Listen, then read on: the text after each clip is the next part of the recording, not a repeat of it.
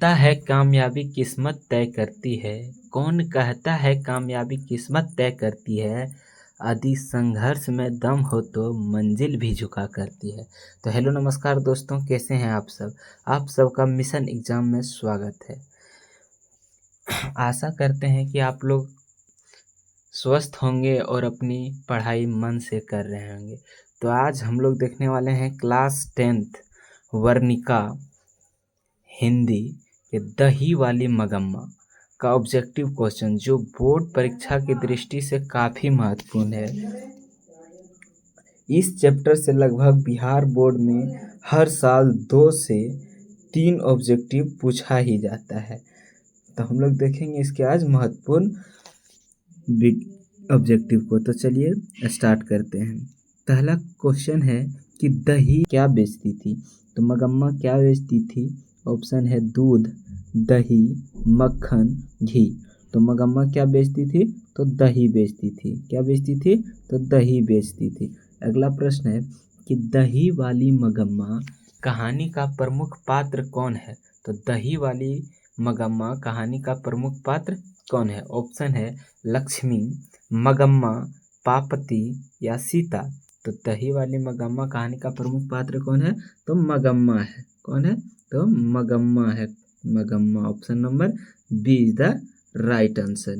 अगला प्रश्न देखेंगे कि दही वाली मगम्मा कहानी का कथावाचक कहाँ से है। तो ऑप्शन है पटना से, दिल्ली से, बेंगलुरु से या कलकत्ता से। तो इसका जो सही आंसर हो जाएगा कि दही वाली मगम्मा कहानी का कथावाचक कहाँ से है, तो बेंगलुरु से है। कहाँ से है, बेंगलुरु से। ऑप्शन नंबर सी आपका सही हो जाएगा। अगले प्रश्न की ओर देखेंगे कि दही वाली मगम्मा कहानी का कहानीकार कौन है। आपका ऑप्शन है श्रीनिवास, सात कोड़ी होता, ईश्वर या फिर सुजाता। तो दही वाली मगम्मा का जो कहानीकार है वो कौन है, कि दही वाली मगम्मा। तो मगम्मा क्या बेचती है, दही, और कहाँ बेचती है, घर घर। तो घर का पर्यायवाची निवास, तो यानी इसका लेखक कौन है, श्रीनिवास। तो आपका सही आंसर क्या हो जाएगा, option number A is the right हो जाएगा। अगले प्रश्न देखेंगे कि दही वाली मगम्मा कहानी किसे संदेश देती है।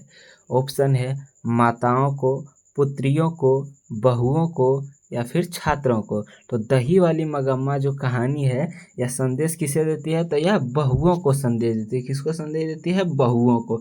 Option number C is the right हो जाएगा। अगला प्रश्न की ओर चलेंगे।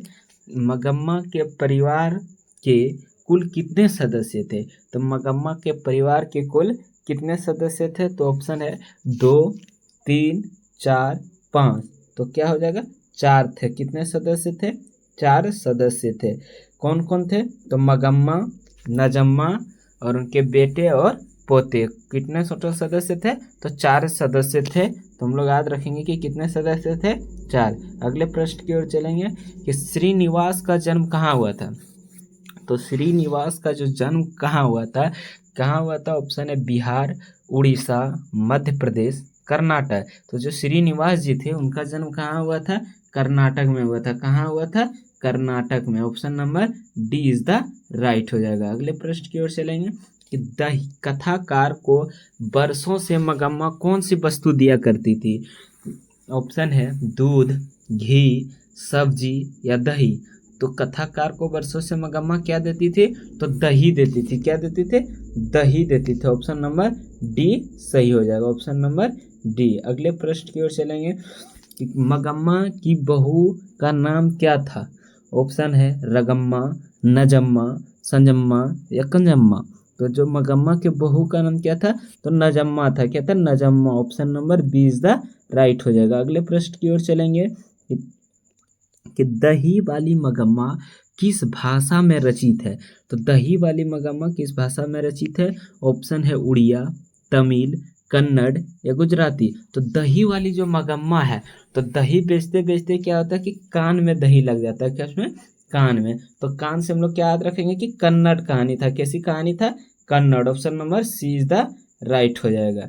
अगले प्रश्न की ओर चलेंगे कि दही वाली मगम्मा कहानी का हिंदी अनुवाद कौन किया है। तो ऑप्शन है बी आर नारायण, श्रीनिवास, गोपाल दास नागर या फिर ईश्वर पेटलिकर। तो दही वाली जो मगम्मा है वो कैसी कहानी है, कन्नड़। तो इसमें हिंदी में अनुवाद किसने किया था, तो बी आर नारायण ने किया था।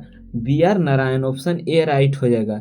गलती से श्रीनिवास नहीं माना, क्योंकि श्रीनिवास ने तो कन्नड़ में कहानी लिखा था, किसमें, कन्नड़ में। अगले प्रश्न की ओर चलेंगे कि रगम्पा कौन था। ऑप्शन है मगम्मा का पुत्र, नजम्मा का भाई, या मगम्पा का पुत्र, या फिर इनमें से कोई नहीं। तो जो रगम्पा था, रगम्पा कौन था, गांव का लंपट जुआरी था। कैसा था, जुआरी था। क्या था, जुआरी। तो इसमें ऑप्शन नहीं है, तो इनमें क्या आ जाएगा, ऑप्शन नंबर डी।